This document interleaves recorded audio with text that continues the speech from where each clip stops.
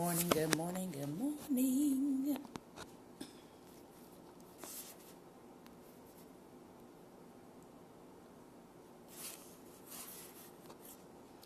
Good morning, good morning, good morning, and welcome, welcome, welcome. This is Daring Dialogues. I am your host, Shantae Charles. I hope everybody is doing good today. Good morning, Bespoke. Good morning, Prophet Jonathan. Good morning, Pastor Ben. Thank you for inviting your followers. Thank you for sharing out to Twitter. And I would also like to thank those who are watching by Twitter, as well as those who are watching maybe by your laptop, anywhere outside of the Periscope app. Let me just put it that way. Thank you for viewing today. This is Theology Thursday. And I was going through some of my old printed shirts, and I found this one, and I was like, wow, how very appropriate for today. So I was like, man, this is a perfect shirt for what we're going to be talking about today. So, as you know, we're going to be talking about Islam, and hopefully we're going to be able to get through all of what we have to share.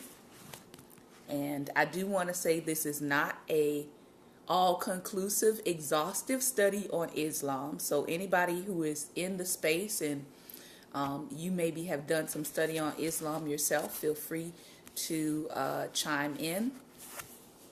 We are reading today from the book, Why So Many Gods? Next Thursday, we'll be back in our other book that talks about worldviews, and we'll continue looking into the worldview of atheism. All right. So I hope you got something to drink. Hope you got something to snack on as we get started. Okay. So because there's a lot to cover, I'm going to jump right in. And let's see.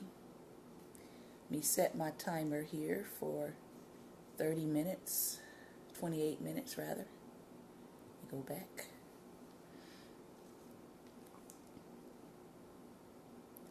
All right, so let's jump in. Islam. And as you can see here at the top, you've got a couple of different symbols that tie into Islam. All right, so there are a few. I know most people are familiar with that one, but there are a few. Okay, so let's start. And anything that you want to take note of, you can type it in if you are inside of the app and you are in the conversation down here. You can type it in to help us out, okay? Islam and Muslims are all over the news these days. We hear about them a lot, especially since the attacks in New York City and Washington, D.C. on September 11th, 2001, okay? But who are they really? Lots of people have pointed out that the people who attacked the World Trade Center aren't really Muslims. They're a radical political version of Islam. This chapter talks about the majority of Muslims, but we'll also talk about the Taliban, which are Muslim extremists. Okay? And I'm glad that this book is saying this, and that this book was it's been revised from my understanding, but I'm glad that this book was put out in 2002. You know why? Because there have been so many more books that have been put out that is now propaganda, okay? And so it's now very hard to tell what is what when you're talking about Islam, because so much propaganda material has been put out. And so I'm reading from this book because I feel like it gives a very fair and balanced picture of Islam so you can understand it minus all of the propaganda, okay? So that's why I chose this particular book. The short history of Islam. We all remember Abraham, the Old Testament father of the Jews, okay? He had two boys, Isaac and Ishmael. All right. According to the biblical text, Isaac was the son of promise, Ishmael was the son of the flesh, right? Ishmael was the son that Abraham had with his handmaiden Hagar, okay? And we do know that she was Egyptian. Isaac's sons ended up becoming what we know today as the Hebrews, the Jews. Ishmael's sons became what we know today as the Arabs, who became Muslims. So that's where it all started. That's just a basic general where it all started, okay? Muhammad is the one who started the religion, okay? He worked for a wealthy woman named Khadijah as a trade caravan driver in Mecca, the city in Western Arabia, around 600 AD. Okay, so this is much later after Christ. When he was 25, he got married to Khadijah, who was 40. They lived together for 10 years. Then he started going out to a cave for some time alone. He was bummed out about how people were worshiping all kinds of idols, okay? Because during that time, of course, we know there was all kinds of idol gods and stuff occurring and happening. Muhammad was all about uniting the Arabs into one religion. One time while he was in this place and in this cave, he said, or he claimed, that an angel, Gabriel, brought him some revelations from God. Now we know, according to Scripture, that Scripture tells us that if any other entity, any other supernatural being come to you telling you a gospel other than the gospel that you have heard from the disciples, not to believe it, okay? So his claim was that the angel Gabriel brought him some revelations from God, that the angel told him God wanted him to be a prophet, and this apparently freaked him out at first. He didn't write down any of what this angel said because he was illiterate, okay? But he memorized it all. When he went home and told Khadijah, she believed him because he did not believe what he was told at first. So she believed him and encouraged him to pursue it and go ahead with what the angel was telling him, okay? He got a lot of grief about everything he experienced from the people of his town. Most of the bigwigs were really threatened by what Muhammad was sharing. So Muhammad and his followers pretty much had to move out, and they went to a city called Medina. This is a huge event in Muslim history. It's the year that Muhammad declared himself to be a prophet of Allah, and the year the Muslim calendar starts, okay? After a few years, Muhammad and his followers went back to Mecca, and they conquered it through warfare, all right? From then on, Islam began to spread. Muhammad continued to have visions for the rest of his life, and he propagated his religion with military zeal. But he didn't appoint a successor to follow him.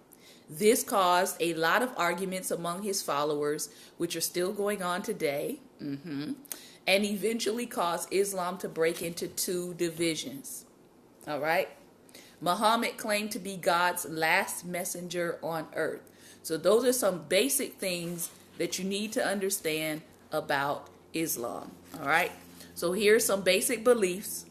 The basic beliefs are very simple. And this is why parents are having a problem with the way that Islam is being taught in schools. Okay? I taught in education for about 16 years, and I can tell you, having taught history and we had to teach on the world religions, there is a way to teach on the world religions without proselytizing, meaning without saying that one religion is better than the other, or without saying, I want you to join or convert to this religion. Well, that's not happening right now in schools. What's happening right now in a lot of schools is people are teaching Islam, and they are trying to put the beliefs of Islam out there above everyone else's spiritual beliefs, which of course is going to cause conflict in a public school setting. Okay, so if you are a teacher and you are having to teach world history, you're going to have to teach on Islam because Islam is a part of world history. All right, so is Christianity, so is Judaism, and the things that happen and how history, the things that happen in terms of wars and things like that and conquerings. If you're teaching world history as a teacher, you're going to have to teach on Islam and the impact of religion and wars together. So nobody is saying don't teach on the impact that Islam had in regards to world history and wars. But here's the thing. Here are the basic beliefs of Islam. They believe there's no God but Allah and Muhammad is his prophet. They believe that the only valid view of Christ is the one that's in the Quran, which says that Jesus is the son of Mary and a servant of God, but Jesus is not God. Okay? So, if I was a teacher and I was trying to teach on Islam, historically, I should not be sending a child home with a worksheet that says there's no God but Allah and Muhammad is his prophet, and having the child recite that, because that's what's actually going on in some schools. Okay? And why do I say that? Because a part of converting someone to this religion is having them recite that. So if you want to know why parents are upset, if you want to know why parents are saying some of the way that this is being taught in schools is not appropriate, that's why. Okay? It's not just some crazy people saying, I don't want my child to learn anything about another religion, but you do have to understand how people convert to this religion. And so if you are teaching this as converting children to a religion and their parents believe something else, yes, the parents are going to have a problem with it. Okay? So let's look at their other beliefs in Islam here. There are 5 pillars of Islam, 5 basic pillars of Islam. The first pillar is their belief that there is no God but Allah and Muhammad is the messenger of Allah. The second pillar is to pray 5 times a day facing Mecca. Their third pillar is to give charity, or 2.5% of your money, to the poor. Now again, people complain about Christianity and giving, but this is the second religion that we've run into that also has a giving requirement to it if you're going to practice it. Okay? Number 4, the fourth pillar is fasting from dawn to sunset during the month of Ramadan. And number 5, if you're financially able to go on a pilgrimage to visit Mecca. All right? They have 6 pillars of faith. 6 pillars of faith. 5 pillars of Islam. The first pillar is to believe in one God as Allah. The second pillar is to believe in angels of God. The third pillar is to believe in the books of God, which they consider to be the Quran. The fourth is to believe in the messengers of God. The fifth is to believe in the day of judgment. And the sixth is to believe in fate. Now remember, believers don't believe in fate. Okay? We believe in the sovereignty of God. That's what we believe in. They believe in fate. And what is the difference? Fate for them is believing that Allah has already decided what you will get. So that's a big difference, because if Allah has decided what you're going to get, then what real incentive do you have to actually follow through on your pillars? Just think about that. Okay? So, here are some of the breakdowns, because in the news, they don't tend to break these down. They just say Muslims, and you don't know what Muslims they're talking about. Okay? So you have the Sunnis, you have the Shia, you have the Sufis, you have the Taliban, and then you have what they would call, what original Islam would call Black Islam, or the Nation of Islam. All right? So we're going to go through these, and hopefully you will get a better understanding, so that when you hear different words being used, you'll understand which kind of Muslim they are, okay? The Sunnis, all right? Most Muslims are Sunni, so they wouldn't really say they were Sunni. They would just say that they were Muslim. They developed from the group that believed that any early believer of Muhammad could become a caliph, which is Muhammad's successor. So the Sunnis believe anybody, right, who was an early believer of Muhammad could become a successor or a caliph. The Shia make up around 15% of the Muslims, all right, and that's spelled S-H-I-A, S-H-I apostrophe A, Shia. Sunnis is S-U-N-N-I-S. The Shia are around 15% of Muslims. They developed from the group that believed that only Muhammad's direct descendants could inherit the position of caliph. So they are more of a, I would say, a divine kind of like ecclesiastical structure, maybe how people feel about the Pope, right? That a lot of people believe that there's a direct apostolic succession line from Peter to every single Pope in the Catholic Church. It would be like that. So they believe that direct descendants only can inherit the position of caliph. The Shiites dominate the nation of Iran and were led by the legendary Ayatollah Khomeini in the Iranian Revolution. Okay, so that's the Shia. The Sufis, S-U-F-I-S, says that you can either be one of the first two and Sufi at the same time. Sufis just want to live a really simple life. They are mystics and concentrate on their spiritual existence. The most famous group of them, which I've actually heard of them, is the Whirling Dervishes. And let me see if I can pull them up so you can see what they look like. The Whirling Dervishes, they're a member of the Muslim, especially the Sufi order, who have taken vows of poverty and austerity. They are noted for their wild or ecstatic rituals, and they are known for their dancing, their whirling, and their howling. So most people know them as the whirling or the dancing dervishes, and I will show you a picture of them. So let's see. Can you all see that? Those are the Whirling Dervishes. All right. Everybody can see that? Hopefully you can.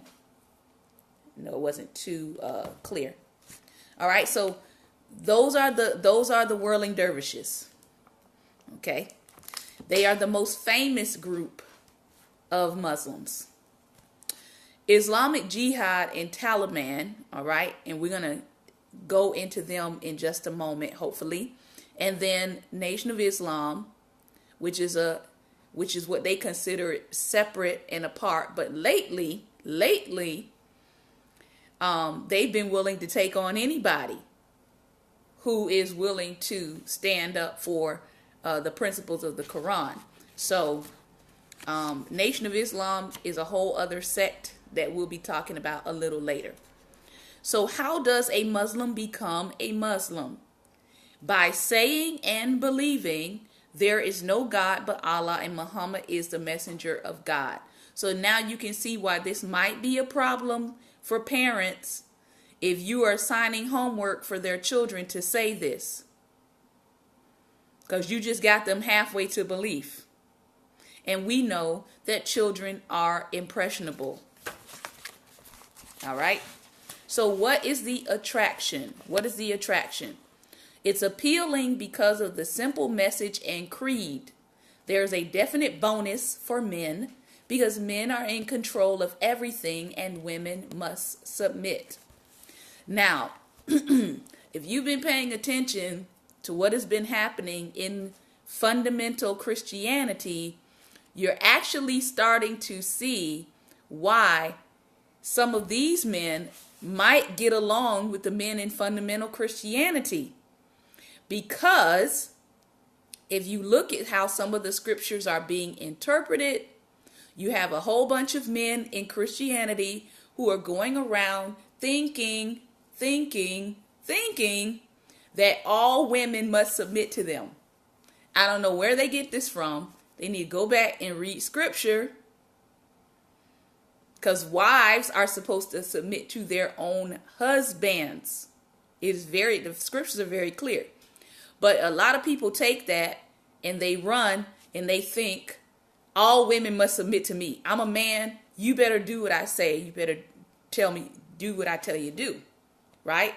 And then you have some threads of Christianity that believe that women should be quiet. You have some threads of Christianity that believe that women can't hold certain positions in the church. So you have to ask yourself, if your Christianity sounds more like Islam, are you really practicing Christianity?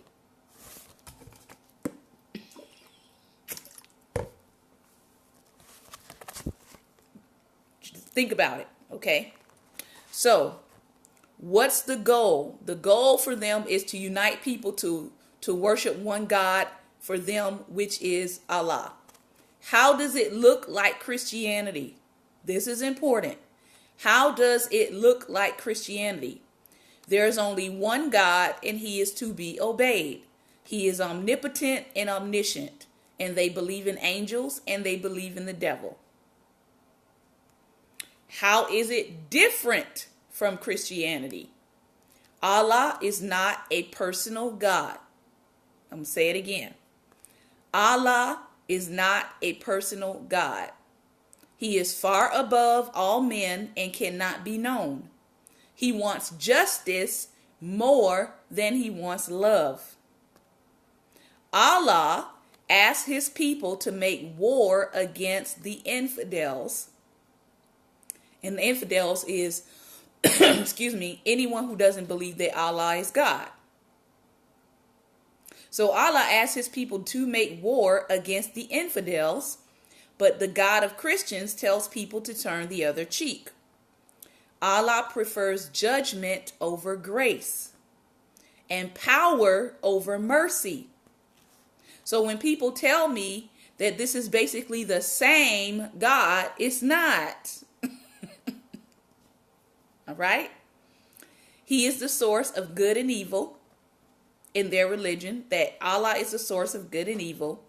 Marriage is for having kids, so men can have up to 4 wives and as many concubines as they want. So clearly this is going to be a religion that appeals to men and their sexual appetite. Okay, say it again. Marriage is for having kids, so men can have up to 4 wives and as many concubines as they want. However, if they have more than 1 wife, then they are required to treat them all equally. Women have to obey their husbands, and if they don't, then they can be beaten or physically harmed. And we know this. They can be beaten. Some of them commit honor killings. If a woman chooses to marry outside of her faith, yes, honor killings, meaning they go and find the girl and they kill her. And several honor killings have happened here in the United States. And when these people go to court, some of them will tell you, she dishonored our faith. So American courts have to work through that, the fact that these people sometimes kill based on dishonor. They're called honor killings. You can look it up. This was something I found out a couple of years ago as I was studying. Muslims have a practice called the Sigeh, or the Sigeh.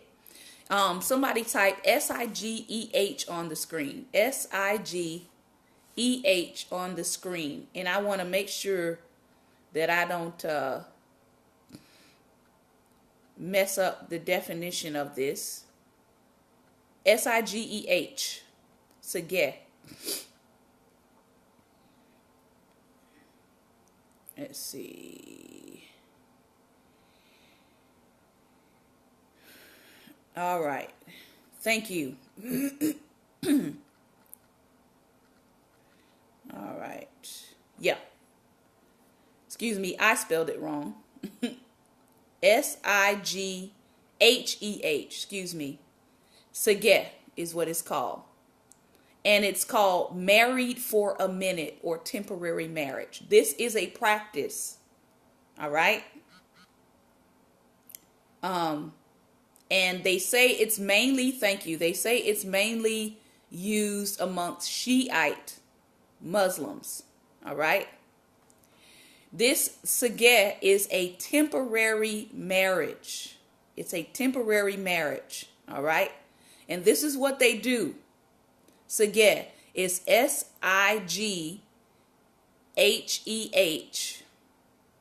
And what they would do is it's a way to seek a temporary marriage for relieving sexual frustration. So in the Islamic Republic of Iran specifically, sex outside of marriage is a crime punishable by 100 lashes, or in the case of adultery, death by stoning. Yet the purpose of a temporary marriage is very clear in its Arabic name, also muta, M-U-T', which means pleasure. All right. A man and a woman, listen, a man and a woman may contract a muta for a finite period of time. They can get married for minutes, go do their thing, and then divorce. Or it can be from minutes up to 99 years or more, and for a specific amount which the man owes the woman. So it's basically temporary paid prostitution under the guise of we're temporarily married because we want to go hunt somebody. Okay? And they actually do this. They contract temporary unions where they get married for anywhere up to a few minutes to 99 years to go have sex, and then they can break off the union or the relationship when they get ready. It's called a sagheh. So please tell me how that is in any way, shape, or form relative or like Christianity. Exactly. It's actually, I actually consider it paid prostitution, because after the contract is over, they are supposed to pay the woman a certain fee. Okay? So it's a temporary marriage. It's a temporary marriage. You can actually look it up while I'm talking to you. So let's look at how it got started. At the time of the Prophet Muhammad in the late 6th and early 7th centuries, temporary marriage was already common in Arabia, and many Islamic scholars believe he recommended it in circumstances such as pilgrimage, travel, and war. Most Shiites go a step further, maintaining that the practice is endorsed by the Quran. The second Caliph, Umar, banned temporary marriage, but Shiites reject his authority because they believe he usurped Muhammad's rightful heir, his son-in-law, Ali. So, yeah. In 1990, the president at the time offered a widely noted sermon on the practice, emphasizing that sexual relations aren't shameful. He encouraged young couples to contract marriages for a month or two and to do it entirely on their own if they felt shy about going to a mullah to register the union. 2 decades later, Iran Shiite clerics continue to endorse temporary marriage as a sexual escape valve. Sunni variations on the theme are also on the rise throughout the Middle East. In an interview at his home, the conservative Ayatollah Mudaris offered a list of who might benefit from a temporary marriage. A financially strapped widow. So he's saying it's okay for widows to go out there and get temporary marriages so they can get they can sexually pleasure a man, and then that man can pay them for that temporary marriage after. A young widow, she answers her needs because if she doesn't, she will have psychological problems. A man who cannot afford a permanent marriage. So if you can't afford a permanent marriage, go ahead and do a temporary one. Get your sexual pleasure fulfilled and then pay the woman. and a married man with domestic problems who needs this kind of medicine. Ladies and gentlemen, what's the attraction for Islam for men? You just heard it. So if I can have all these temporary marriages and go around hunching who I want to, and just pay them after I'm done, well, clearly they're not seeking peace and happiness. This is just about fulfilling a pleasure. So we keep wondering, why are so many men drawn to Islam? There's a little bit of your hint for you, okay? We're going to come back with part 2, and we're going to finish up talking about these tenets of Islam, and then we're going to talk about Islam, Allah's army, the Taliban in part 2.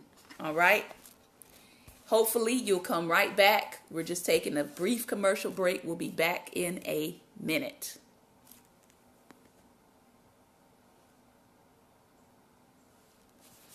Let's see if it lets us off.